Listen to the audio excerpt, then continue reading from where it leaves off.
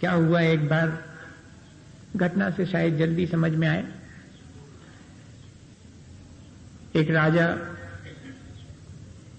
का मित्र साधु बन गया और एक दिन राजा को जंगल में उसके दर्शन हुए तो राजा का मन हुआ कि अपने मित्र से कभी कोई विपत्ति आवे तो उसमें क्या करूं। सबके मन में ऐसा लगता है कि कभी कोई विपत्ति आवे तो कोई ऐसा सूत्र तो मेरे जीवन में रहे जिससे कि मैं उससे बच सकूं। तो अपने मित्र होने की वजह से और निवेदन किया कि महाराज कभी विपत्ति आए तो कोई मंत्र तो दे दो। उन्होंने कहा कि क्यों चिंता करते हो कि विपत्ति आएगी। विपत्ति आएगी इस बात की चिंता सबसे बड़ी विपत्ति है, अभी आई नहीं है। हम खींच खांच के ले आते हैं उसको कि अगर आ गई तो। बाबा जी ने तो यही जवाब दिया कि आएगी ही क्यों, ऐसा सोचते क्यों। बोले नहीं महाराज, ये आपके सोचने की बात है। आप वर्तमान में जीते हो, वर्तमान को संभालते हो, हम तो भैया भविष्य को भी संभालने में लगे हैं। बिगड़ जाएगा तो क्या करेंगे, कभी विपत्ति आ गई तो। आप तो कोई मंत्र दे दो। तो उन्होंने कहा देखो, जब बहुत बड़ी विपत्ति आए और कोई उपाय नहीं सूझे तब इस मंत्र का उपयोग करना। और एक डिब्बी के भीतर एक कागज पर मंत्र लिख करके दे दिया कि इसको रखना, खोलना मत जब तक कि बहुत बड़ी विपत्ति ना आए, जिससे कि बचने का उपाय ही ना सूझे, तब के लिए है।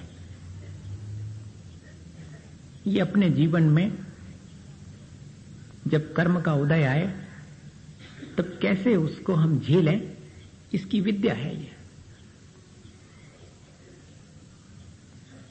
और ऐसा हुआ कि राजा के जीवन में बहुत बड़ी विपत्ति आ गई। पड़ोसी राजा से झगड़ा हुआ, लड़ाई हुई और राजा को हार माननी पड़ी। और हार करके राजा और भाग रहा है, पीछे शत्रु के सैनिक लगे हुए हैं और आगे जाकर के देखता है कि मार्ग बंद हो गया है और पीछे से तो शत्रु आ ही रहे हैं। एक अकेला उतने 150 सैनिकों का सामना क्या करेगा। राजा ने कहा कि सोचा कि इससे बड़ी विपत्ति और कोई नहीं हो सकती। अब तो मुझे अपने उस मित्र साधु की उस सूत्र को, उस मंत्र को याद करना ही चाहिए। और डिब्बी खोली और डिब्बी में से वो कागज निकाला तो उस पर क्या लिखा हुआ था, मंत्र क्या था, this day will also pass, ये दिन भी गुजर जाएगा। बस इतना ही मंत्र, दिस डे विल ऑल्सो पास।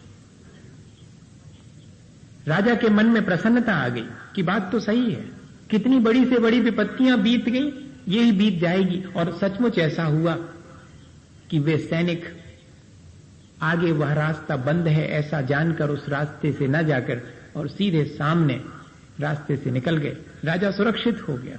घटना कोई बहुत बड़ी नहीं है। राजा ने फिर से अपनी सेना जोड़ करके पड़ोसी राज्य पर आक्रमण किया और जीत लिया, अपना साम्राज्य वापस ले लिया। और साम्राज्य वापस लेकर के जीतने का जश्न मनाते समय राजा जब गद्दी पर बैठा हुआ है तब भी उसे यही बात याद आ गई कि this day will also pass.